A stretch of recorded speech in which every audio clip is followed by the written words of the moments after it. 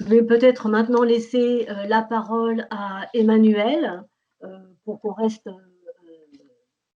près du timing prévu et donc qui va nous parler de la notion polysémique de marginal man, penser ou repenser les mobilités depuis l'intime et la subjectivité. Donc, avant de prendre la parole, cette fois en tant que communicante et chercheuse au sein du projet, je remets la casquette de co-organisatrice de ce projet. Je voudrais remercier, nous voudrions tous évidemment remercier pour son appui la Comue de l'université donc Paris Lumière qui finance ce projet encore une fois ambitieux puisque totalement exploratoire, même si il débouche aujourd'hui sur un ILA 2, nous ne savions pas lorsque nous avons commencé à construire ce projet qu'il y aurait un second mouvement, donc nous les remercions. Nous voudrions aussi remercier l'Institut des Amériques, l'IDEA, qui participe au financement de cette journée. Également nos laboratoires respectifs qui également nous soutiennent financièrement et aussi logistiquement, le CRIA, études romanes de l'Université Paris-Nanterre, l'équipe d'accueil transcrite de l'Université Paris 8, Vincennes-Saint-Denis, l'équipe d'accueil 4249 HCTI de l'Université de Bretagne Sud. Nous remercions également le conseil scientifique de l'Université Paris-Nanterre également pour le soutien dans l'organisation de cette activité et l'UFR-LCE de Nanterre tout autant. Alors, je vais revenir finalement dans une approche peut-être plus théorique de cette notion polysémique de marginal man et il s'agit en même temps de comprendre comment nous en sommes arrivés dans cette ILA 2 à pointer plus particulièrement cette notion de subjectivité, voire d'intime, et d'essayer dans ILA 2 finalement de faire une certaine histoire des sentiments ou une histoire des affects, toujours au prisme des mobilités transimpériales, transcoloniales et transnationales. Donc nous explorons aujourd'hui et demain la notion de marginal man comme un axe de réflexion permettant de mettre en évidence les processus de reformulation identitaire et l'émergence aussi de nouveaux imaginaires par ces personnes en situation de mobilité dans les Amériques. Et à travers la notion de marginal man, fort peu travaillée encore, nous espérons enrichir cette réflexion sur les transnationalismes menés par les désormais traditionnels Migration Studies. Et il s'agit moins, encore une fois, d'appréhender les trajectoires et les modalités des déplacements, les mobilités, si vous voulez, en elles-mêmes, que l'impact que ces mobilités ont pu avoir ou ont sur la personnalité des individus concernés. Et tout d'abord, je précise, je traduirai en français marginal man par homme marginal plutôt que humain marginal, mais il est clair que dans cette formulation homme marginal, les femmes ont toute leur place. Donc on va mettre peut-être la diapo suivante. Voilà. Donc marginal man, homme marginal, est une notion qui est née aux États-Unis et qui a été façonnée par l'école de Chicago, plus particulièrement par Park, Robert Ezra Park, excusez mon accent, dans les années 1920. Donc ce que Park dénomme marginal man est, je le cite, un individu qui vit sur la marge de deux cultures et de deux sociétés. D'emblée, nous voyons la proximité de cette notion avec celle de transnationalisme, puisqu'il s'agit de penser les relations entre des cultures différentes.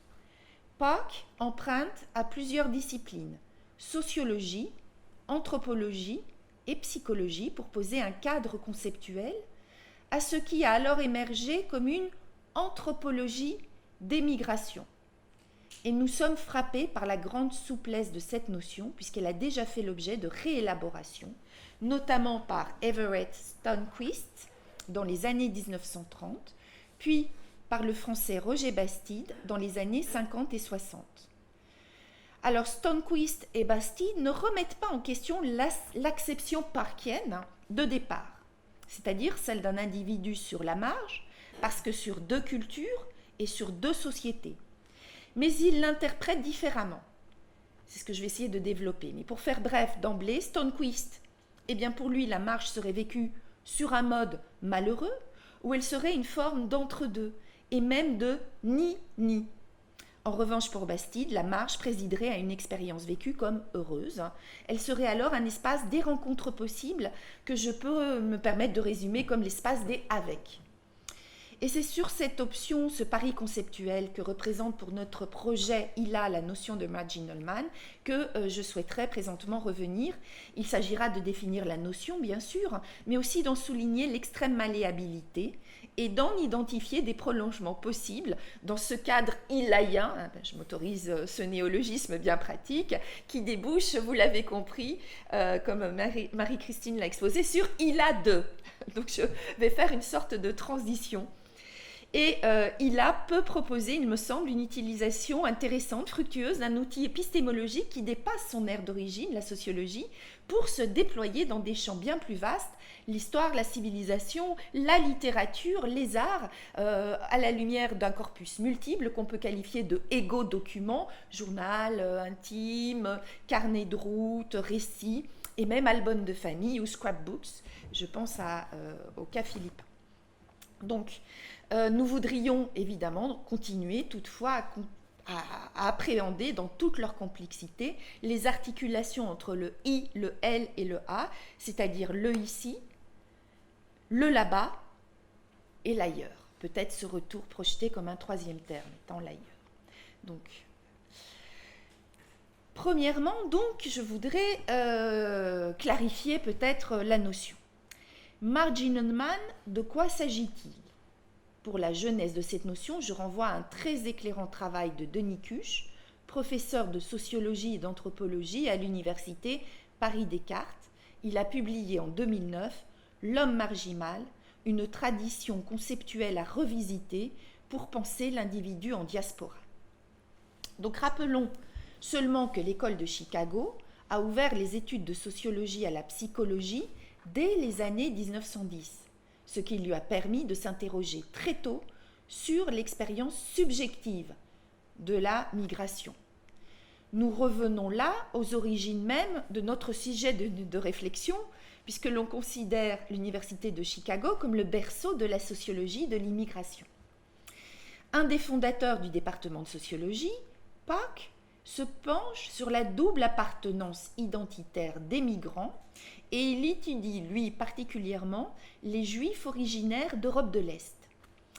Il perçoit chez eux des formes de conflits d'appartenance, car l'individu vivrait certaines situations comme des dilemmes, voire des déchirements. Mais c'est dans un article de 1928, Human Migration and the Marginal Man, qu'apparaît pour la première fois l'expression d'homme marginal sous la plume de Park. Park y rend compte d'une double observation déterminante évidemment pour ce qui nous intéresse ici. D'une part, comme l'analyse de Nikush, Park adhérait jusque-là au mythe du melting pot aux États-Unis, mais dans les années 20, Park observe la formation de minorités au sein de la société américaine, minorités qui semblent remettre en question cet idéal d'assimilation du melting pot. D'autre part, Park observe que les migrations collectives, celles de groupes entiers, tendent à diminuer dans les années 20 au profit de migrations individuelles et il définit alors un nouveau profil de migrant, celui justement de l'homme marginal, que Cush décrit en ces termes, je le cite, de plus en plus solitaire et confronté à deux cultures, avec ce terme confronté qui montre bien l'idée d'un affrontement, en tout cas d'une relation problématique.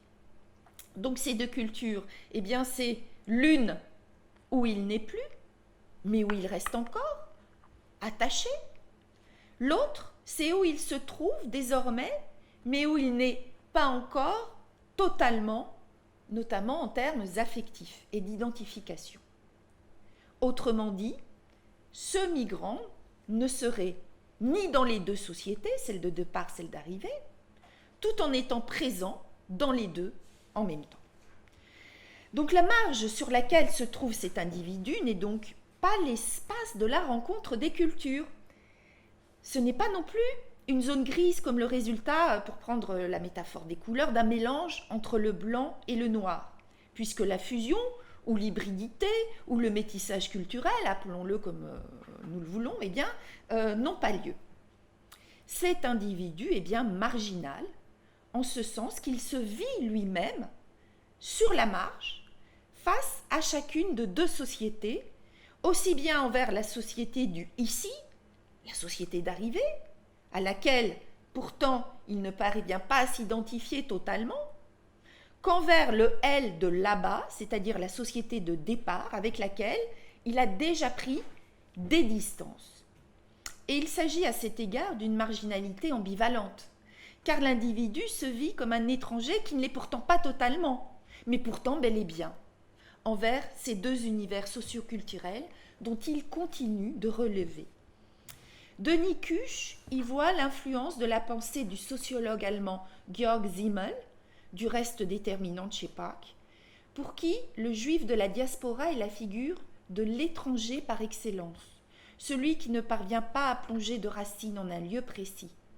Je préciserai pour ce qui nous concerne qu'il ne s'agit pas d'un individu sans racines pour autant, mais d'un individu dont les racines ne s'ancrent pas encore dans le « i » du ici, mais sans rester plongé non plus totalement dans le « elle » de là-bas. Donc si la notion de marginal man a pour matrice, on le voit, la figure du juif de la diaspora, pour nous, pour ce projet ILA, sur le long terme, 16e, 21e, eh bien cette notion permet d'articuler, de penser les relations complexes entre I et elle, ici, là-bas. Nous pourrions ainsi nous interroger sur la nature et les manifestations des dilemmes vécus ou non par ces individus étudiés, pour lesquels le A de l'ailleurs, d'ailleurs, le troisième terme de notre projet pourrait être cet espace projeté comme l'espace idéalisé à atteindre, peut-être celui du retour possible, réel ou imaginaire du reste. Plus généralement, la notion de marginal man, telle que théorisée par Park, peut représenter pour notre réflexion trois grands apports. Alors, premièrement, marginal man nous invite à penser la mobilité comme une expérience subjective, c'est-à-dire à raisonner à l'échelle de l'individu et non du groupe. Cela nous permettrait de mettre en valeur, d'ailleurs, ces corpus aussi divers que les témoignages, les récits de vie, les actes notariés, les expressions artistiques au sens large, écritures intimes, peintures et photographies familiales, albums réalisés. Deuxièmement, marginal man nous invite à penser le transnationalisme depuis la notion de la marge.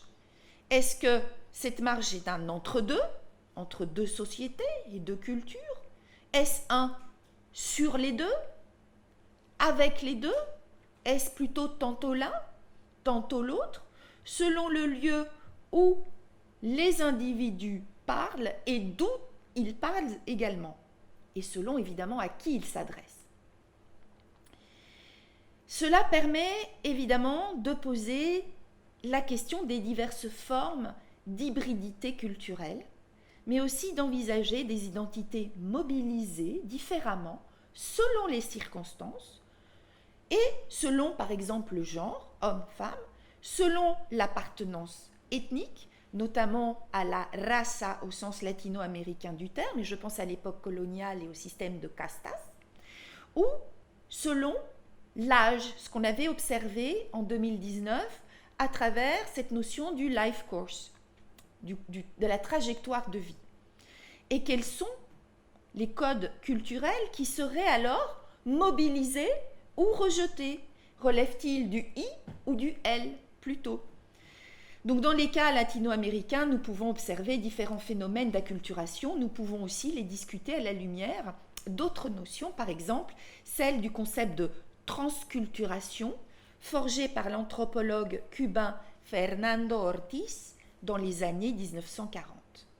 Et selon Ortiz, dans le cas cubain, il existerait bien une identité transculturelle, fruit de contacts divers, répétés, de recomposition, mais aussi Et c'est là que c'est très intéressant, il me semble, de recomposition aux apports multiples, américains, africains, européens, asiatiques, afrodescendants, eurodescendants, asiadescendants.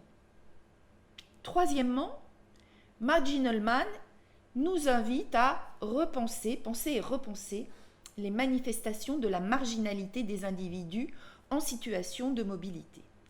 En effet, on tend à penser celle-ci au prisme de la marginalité sociale. Or, la marginalité n'est pas nécessairement sociale, même si elle peut l'être aussi, bien sûr. Mais elle peut être aussi culturelle et identitaire, ce sentiment d'étrangeté exprimé par certains poètes, par exemple. Elle peut trouver à s'exprimer, le cas échéant, en termes psychologiques, sous la forme de complexes. En d'autres termes, la notion de marginal man pourrait nous permettre d'explorer, depuis l'échelle individuelle, des inconscients, ou du moins des représentations, par exemple, ceux et celles de groupes diasporisés, notamment dans le cas de mobilité forcée, on pense à l'esclavage, ou vécus comme forcés, et on pense aux exils. Donc on va mettre... La notion de marginal man de Park rejoint donc le questionnement au cœur de notre projet ILA, tel que nous l'avions posé initialement quand nous avons commencé à le bâtir. Il s'agit de comprendre les transformations culturelles que connaissent les individus en situation de mobilité, en pensant ce colon, ce migrant, cet exilé, cet esclave, en même temps du point de vue de les migrations, en fonction de son appartenance à elle, le là-bas du départ, et de l'immigration, en fonction de son ancrage dans le i du ici. Et plus que le changement de lieu, ce qui nous intéresse, c'est le changement de milieu. Car nous partons du principe que c'est toujours et à partir des valeurs et des pratiques de départ que se produit l'adaptation, plus ou moins réussie du reste, à la société d'arrivée. Et force est de le constater, nous sommes au cœur même de la réflexion qui a donné son nom à notre projet. Marginal Man est une option permettant de penser ces articulations ILA, la question centrale étant comment cet homme marginal vit-il ses différentes participations à plusieurs univers socioculturels dans le cadre des empires, des États-nations. L'homme marginal demeure donc, j'insiste, une notion peu étudiée et pourtant, les expériences liées à des appartenances identitaires multiples, sous tension bien souvent, s'avèrent déterminantes pour l'étude des relations entre ces éléments du triptyque ici, là-bas, ailleurs. Et avec Park, la notion d'homme marginal pose l'hypothèse de conflit culturel. Mais peut-être n'est-ce pas toujours le cas. Peut-être la situation de mobilité autorise-t-elle des manifestations culturelles libératrices, émancipatrices, comme pourrait le suggérer l'idée d'une marge heureuse. À cet égard, peut-être est-elle une source d'émancipation face au groupe, qu'il s'agit du groupe dans la société de départ ou du groupe dans la société d'arrivée. Et nous voyons immédiatement les liens que permettent ces interrogations avec les questions de genre et de life course que nous avons étudiées, c'est-à-dire ce qui est source de douleur, voire de déchirure identitaire pour certains, des hommes par exemple, ou des individus âgés, peut devenir un espace d'émancipation pour d'autres, pour des femmes ou pour de jeunes, voire très jeunes gens. Et que dire des questionnements liés au phénotype, à l'ethnie, à la raza, je le dis toujours en espagnol, dans un sens hispano-américain. Marginal Man permet alors de comprendre comment et dans quelle mesure l'individu vit son agentivité, pour en prendre encore un terme hérité de la sociologie, dans la société d'arrivée. Cette question nous invite à distinguer une marge qui serait aliénante d'une autre marge plutôt émancipatrice, une marge vécue comme une forme de relégation d'un côté, contre une marge qui serait un espace d'opportunité de l'autre, d'où l'idée de cette expression parfois un peu brutale, mais de marge heureuse contre une marge malheureuse. Donc les interprétations de la notion parkienne de Marginal Man par Stonquist d'abord, puis par Bastide ensuite, sont à ce titre éclairantes. Je vais y revenir. Donc en 1937, le sociologue Everett Stonquist, ancien étudiant de POC, qui a été son directeur de thèse, publie l'ouvrage The Marginal Man, A Study in Personality and Culture Conflict, qui popularise justement la notion d'homme marginal. Donc, Stonquist, vous l'aurez compris au titre de son ouvrage, donne à cette notion un contenu nettement plus psychologique que son maître. Surtout, il définit le dilemme culturel posé par Pack comme un véritable conflit à l'origine d'une crise identitaire, d'un déchirement intérieur. Il y aurait chez le migrant, dans la société d'accueil, une contradiction inhérente à sa double appartenance, avec de possibles conséquences que l'on peut qualifier de pathologiques, angoisse, dépression par exemple. La marge est ici évidemment associée à marginalité, un espace vécu comme une forme d'exclusion. L'humain se vit ici comme un étranger, sans ambivalence cette fois, sa double appartenance, il la ressentirait comme un ni-ni. C'est en effet l'idée du déraciné ou du déclassé, à la gentilité réduite qui prévaut selon cette acception un peu pessimiste, il faut le reconnaître, de l'homme marginal. En revanche, et en contrepoint, l'homme marginal tel que l'envisage l'anthropologue Roger Bastide se définit par sa capacité à interagir de façon constructive avec son environnement. Bastide, qui a lu Stonquist, s'appuie sur son terrain au Brésil dans les années 40 pour montrer que la rencontre culturelle n'est pas nécessairement vécue sur un mode contradictoire, conflictuel, débouchant sur un conflit psychique. Pour lui, si marge il y a, elle s'avère avant tout sociale. Pourtant, Bastide s'appuie aussi sur la psychologie puisqu'il élabore une notion très intéressante qu'il appelle principe de coupure, qui permet au sujet de diviser, de compartimenter le réel qu'il vit, de façon à ne mobiliser que les référents culturels lui permettant d'être en adéquation avec ce réel au moment même où il le vit. Bref, pour le dire de façon simple, à toujours s'adapter aux circonstances. Donc l'homme marginal ici n'est pas en marge.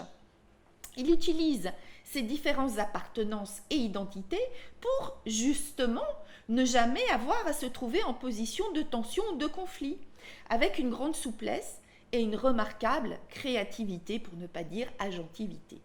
Donc, dans ce cas-là, le sujet n'est pas l'individu du ni-ni, mais plutôt du ou des avec.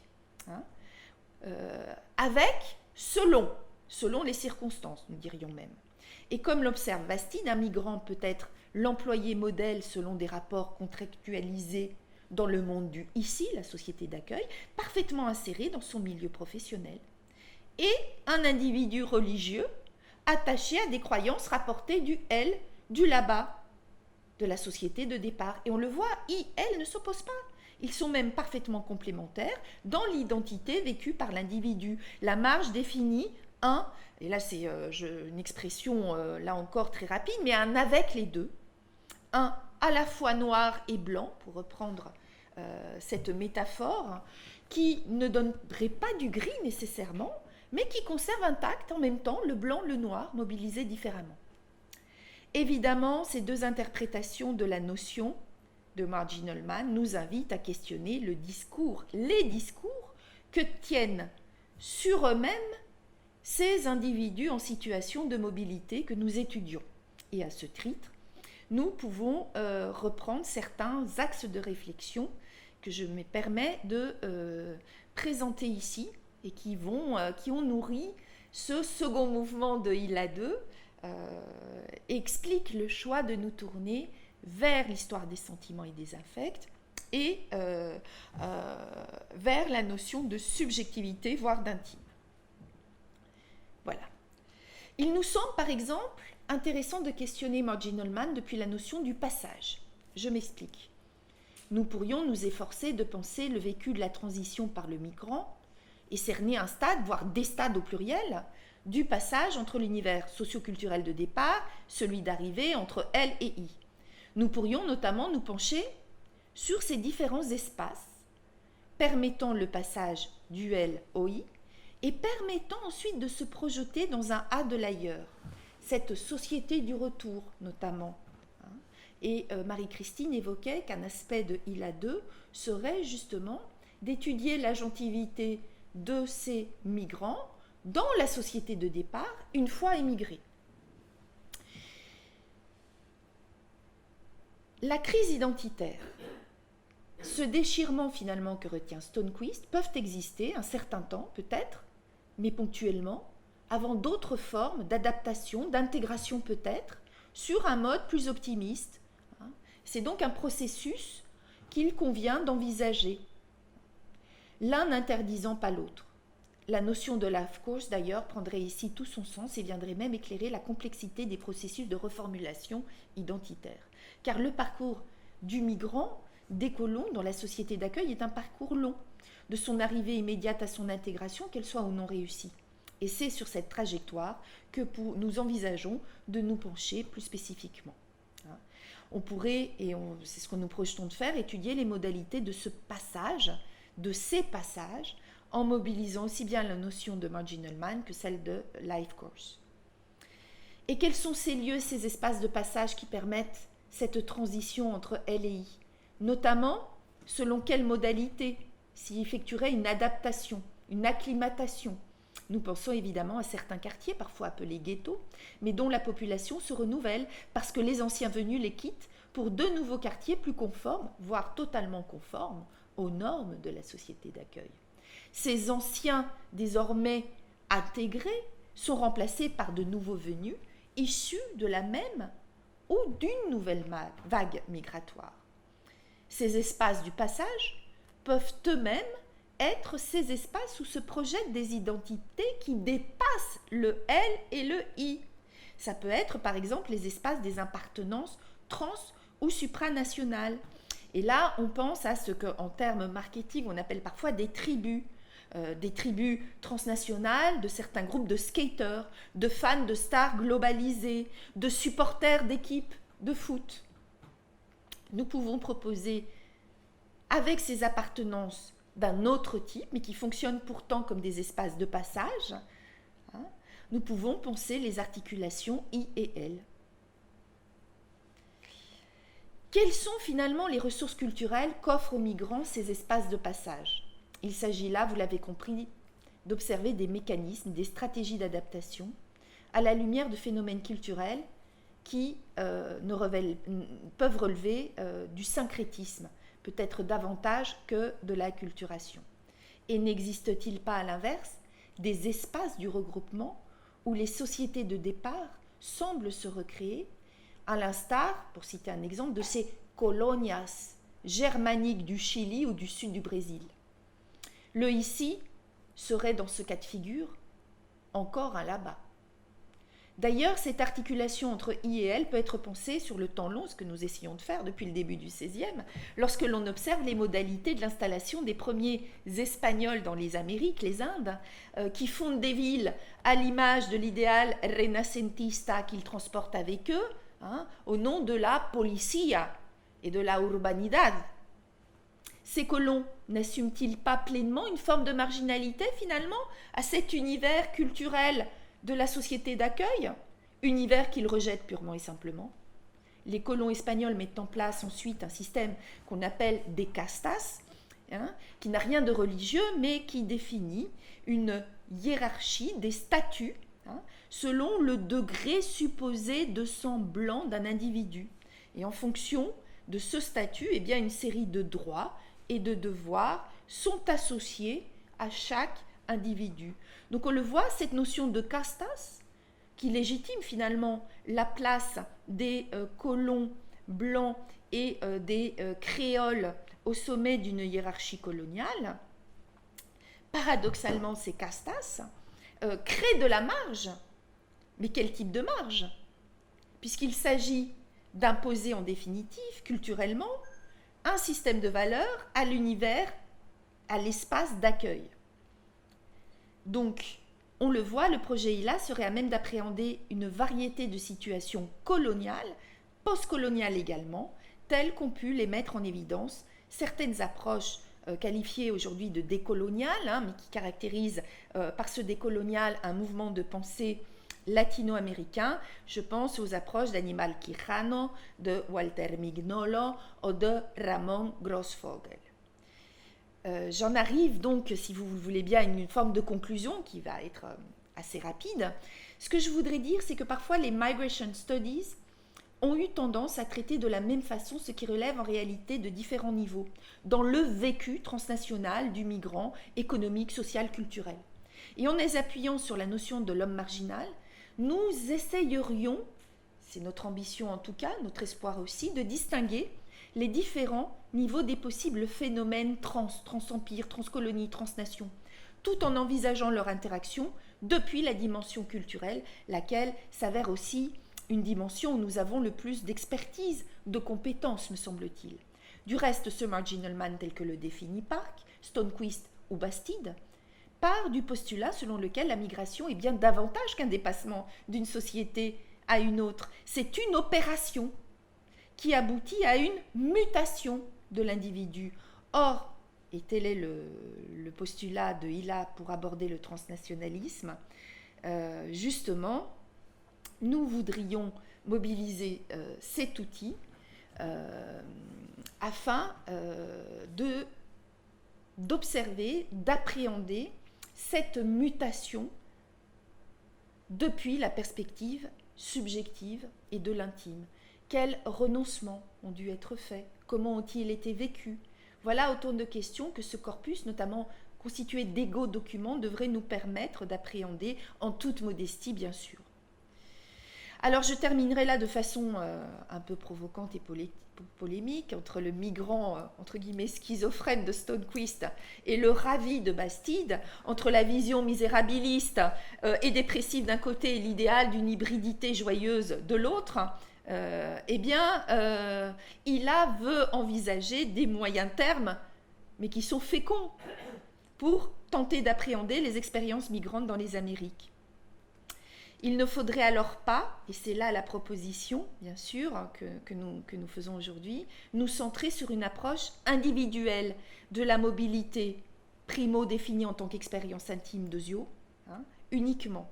Mais il s'agit à chaque fois de penser un peu plus large, des appartenances multiples, hybrides, et j'ose ce mot, rhizomatique, le cas échéant. Donc, je vais conclure sur peut-être une notion que nous aborderons, je l'espère, dans le cadre du projet suivant, Hilla 2, c'est d'envisager, avec cette image du rhizome, des identités pluriverselles, comme le définit cette pensée décoloniale latino-américaine, sous la plume de Ramon Grossfogel, défenseur, je le cite et j'arrête là, d'un universel diversel. Merci beaucoup. Ah, voilà.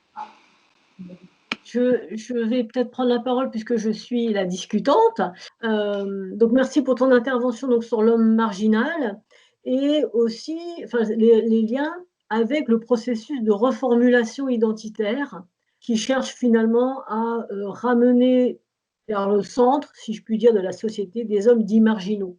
Et des hommes dits marginaux, ils sont à la marge parce qu'ils ne sont plus dans leur pays d'origine sans être déjà dans le pays d'accueil. Alors, comme tu l'as dit, donc juste pour rappeler, parce que je vais rebondir là-dessus, pour Park, ce processus passe par diverses étapes, c'est le processus d'assimilation qui passe par diverses étapes, la concurrence, le conflit, l'adaptation, et en anglais c'est accommodation, et puis l'assimilation qui est finalement le terme assez générique, synonyme d'intégration pour les sociologues américains du début du siècle. Et celle-ci est achevée, donc cette assimilation est achevée lorsque la dernière étape d'adaptation est atteinte, c'est-à-dire lorsque, a priori, donc, les individus ne seraient plus dans la marge, mais seraient rentrés dans le cadre. Et donc, j'ai une question. La vision du processus d'assimilation part du principe que l'homme marginal serait à la recherche d'un meilleur statut. Se diriger vers le centre de la société amènerait un meilleur statut. Et donc, serait à la recherche, enfin l'individu serait à la recherche de reconnaissance de la part de la majorité. Donc là, en référence à Stonequist, hein, puisque là, l'expérience de l'homme marginal n'est pas heureuse. Et donc, moi, je voudrais me référer ici à Axel Honneth, le philosophe allemand, qui nous dit qu'en fait, le migrant est toujours en quête d'une reconnaissance et qu'il adopte différentes stratégies pour être reconnu. Et les actions et l'expérience des individus et donc des migrants sont motivées par cette quête de reconnaissance, parce que grâce à cette reconnaissance, les personnes s'intégreraient donc dans la société d'accueil.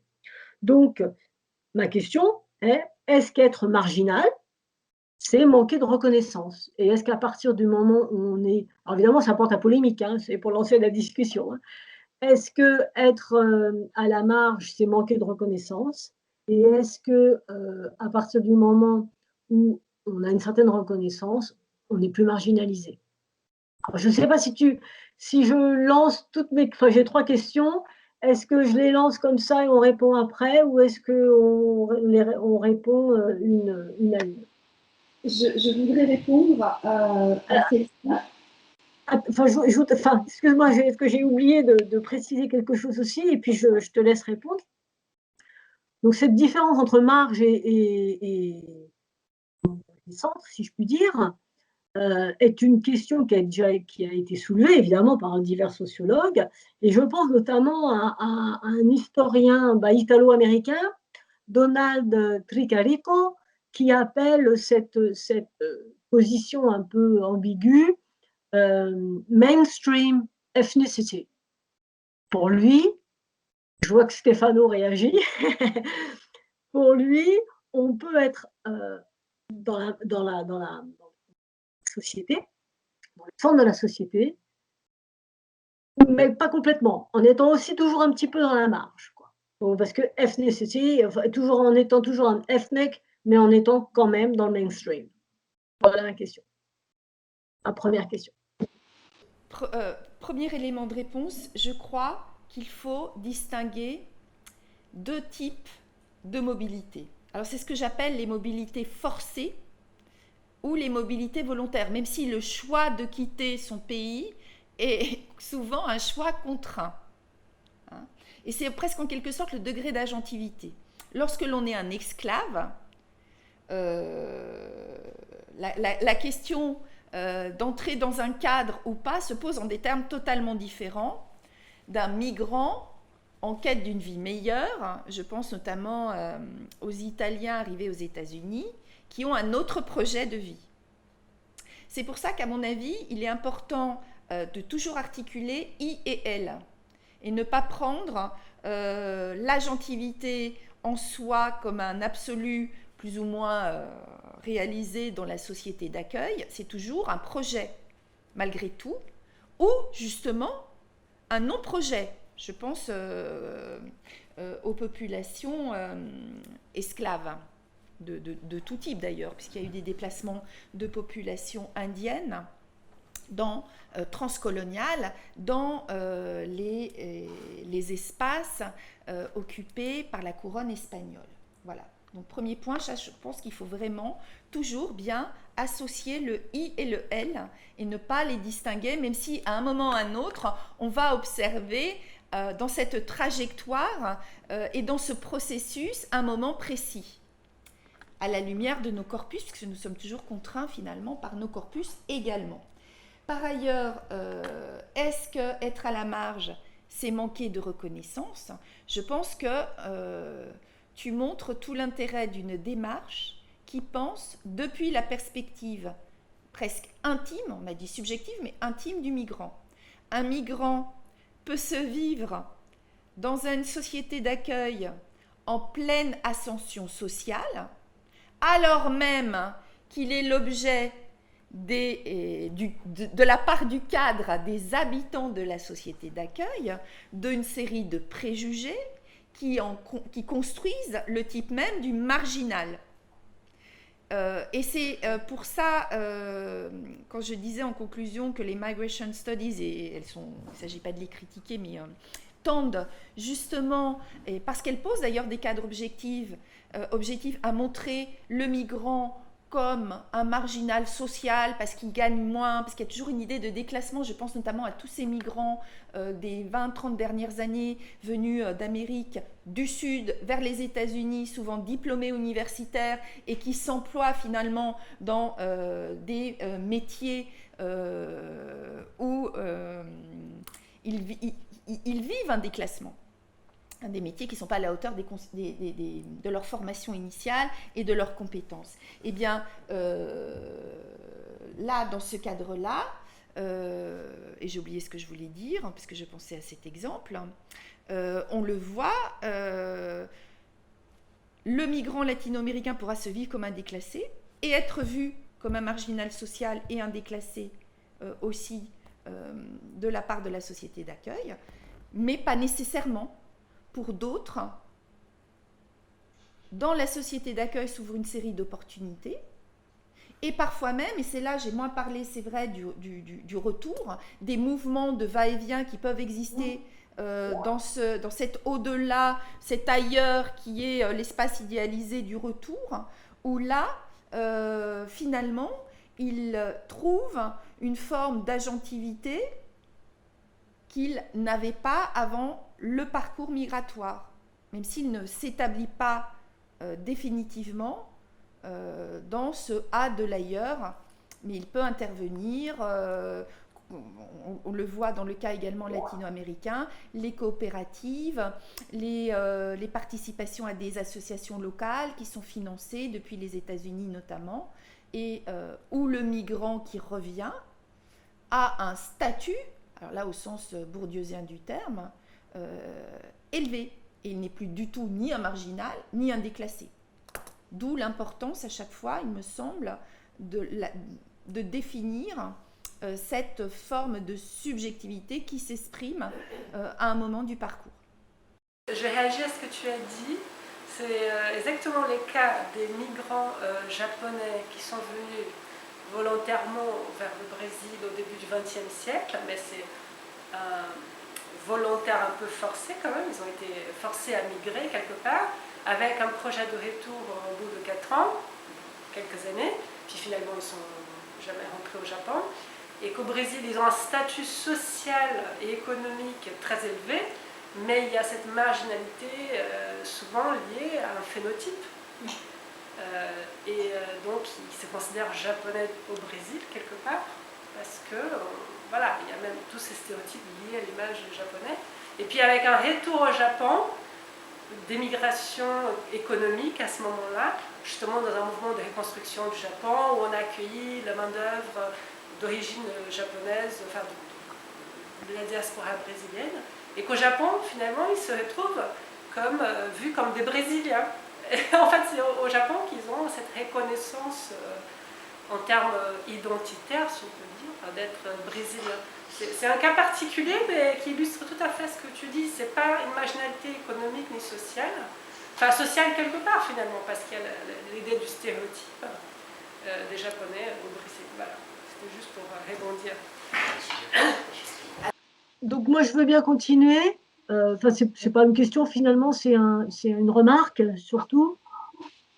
Et l'importance, je pense, notamment là pendant le colloque et aussi dans ILA 2, l'importance des liens entre sociologie des migrations et psychologie. D'où notre intérêt, évidemment, pour les émotions, les sentiments qui suscités par le mouvement transnational. Et cette marginalisation, voilà, que je voudrais soulever, c'est les liens entre la marginalisation des colons et des transmigrants, pardon, et les complexes que ces individus peuvent avoir, complexes psychologiques, nourris par leur statut social, nourris aussi par le sentiment de supériorité des populations locales, l'ethnocentrisme, Je pense par exemple aux Anglo-Américains lors de l'immigration des Italiens, des Grecs, etc. Donc tout ce développement des mouvements nativistes, de racisme aussi dans certaines sociétés, qui sont liés donc au statut social. Alors notamment des transmigrants ou des migrants de façon générale, notamment au 19e et 20e siècle, mais inversement, j'ai envie de dire, jusqu'au 18e siècle, alors je ne sais pas si c'est le 18e siècle ou un peu après en Amérique latine, où en fait, les colons et les transmigrants cherchaient à imposer le modèle européen aux populations locales, les populations indiennes, par exemple. Et donc, il y a eu, s'est opéré au 18e, enfin 19e siècle, un changement de modèle. Pendant la période coloniale, ce sont les populations indigènes américaines qui devaient s'adapter au modèle européen, donc qui étaient à la marge. Et puis finalement, après, à partir du 19e siècle, ce sont les migrants, et par exemple les Européens, qui ont dû s'adapter au modèle américain. Donc c'était eux qui étaient à la marge, et le cadre, le centre de la société, c'était vraiment les Américains. Et donc, par exemple, si je pense à l'Amérique du Nord, avec cette notion d'exceptionnalisme états-unien. Et donc là, c'était les Européens qui étaient à la marge. Et donc, on peut s'interroger sur le changement de modèle et sur les références, les normes qui constituent le mainstream, et puis finalement, après, le changement de marge qui découle donc de ce changement de mainstream. Donc voilà, c'était juste une remarque qui m'amène aussi à donc, cette évolution de la marge, qui me fait penser à ce dont tu as parlé, à la question de la race, la question des castes, et à ce degré de sang blanc. Tu parles de sang blanc, hein, en Amérique latine. Bon, pour les États-Unis, on peut parler du processus de whitening. Comment est-ce qu'on peut devenir plus blanc? Est-ce qu'on peut devenir plus blanc, entre guillemets, bien sûr, devenir plus blanc pour quitter la marge et s'insérer dans le centre de la société? Voilà, donc encore une fois, je pense aux Irlandais ou aux Italiens qui, quand ils ont immigré massivement, n'étaient pas considérés comme des blancs, en tout cas pas aussi blancs que les Anglo-Américains, et qui, en s'intégrant dans la société, sont devenus des blancs. Et je pense qu'il y a aussi ce même processus en Amérique latine. Voilà, c'était juste une réflexion. Alors, je vais juste très brièvement faire un peu de publicité pour notre projet, puisque c'était posé la question de la temporalité étudiée. Et en fait, tu apportes de l'eau à notre moulin, puisqu'en effet, ce qui est valable dans une réalité qu'on qualifie de transnationale, c'est-à-dire en post-colonial, après les indépendances, j'aime pas le terme post-colonial, on va dire après les indépendances, quand on a des États-nations qui organisent en effet leur intégration territoriale et qui utilisent d'une certaine façon les mouvements migratoires pour construire leurs projets, les mêmes notions deviennent complètement différentes dans la façon dont on va les définir par rapport à la période qu'on peut qualifier de coloniale, qui est celle des empires et des colonies, puisque nous essayons de montrer aussi que les colonies ne sont pas monolithiques et qu'il n'y a pas simplement des déplacements, on va dire, transatlantiques, mais qu'il y a très tôt, et même dès le XVIe siècle, des déplacements dans les Amériques d'une région à une autre de l'Empire, et même transempire, je pense... Donc, ce qui prouve peut-être que nous aurons encore du grain à moudre pour les années qui viennent, pour les 3 prochaines années. Merci Emmanuel. Est-ce qu'il y a des réactions? Est-ce que certains veulent ajouter quelque chose en français ou en anglais? Donc, je suis Sylvia Capanema, j'interviens cet après-midi. Oui, merci beaucoup pour cette présentation et les commentaires. Donc, je travaille sur le Brésil. Et je pense qu'en termes de migration et mouvement de population, la question aussi, bon, il y a trois grands mouvements tout d'abord donc les migrations européennes évidemment, mais les migrations aussi de peuplement, les migrations donc après forcées, le trafic d'esclaves, et ensuite l'immigration européenne qui va remplacer après la fin de l'esclavage pour ces pays esclavagistes ou de toute façon une migration de main-d'œuvre. Et ensuite, un troisième mouvement qui est celui des migrations internes. Donc, dans des pays comme le Brésil, on trouve un phénomène des migrations internes des États ou provinces, si c'est la période impériale jusqu'en 1889, et après États qui sont au nord ou nord-est vers le sud ou le sud-est.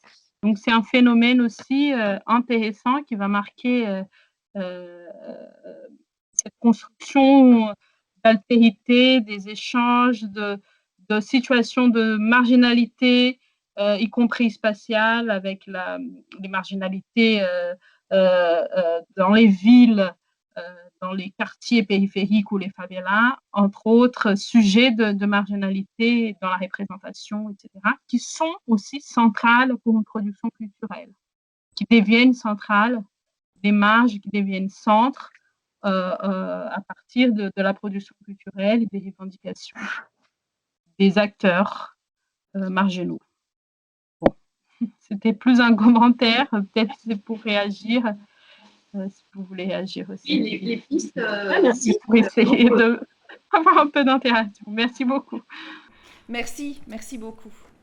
Oui, les pistes sont nombreuses et merci. Nous avons parmi nous 2 brasilianistes avec 2 études de cas, donc celle de Sylvia cet après-midi, mais également celle de Sandra demain, et ça va permettre justement d'avoir une approche comparative des différentes aires.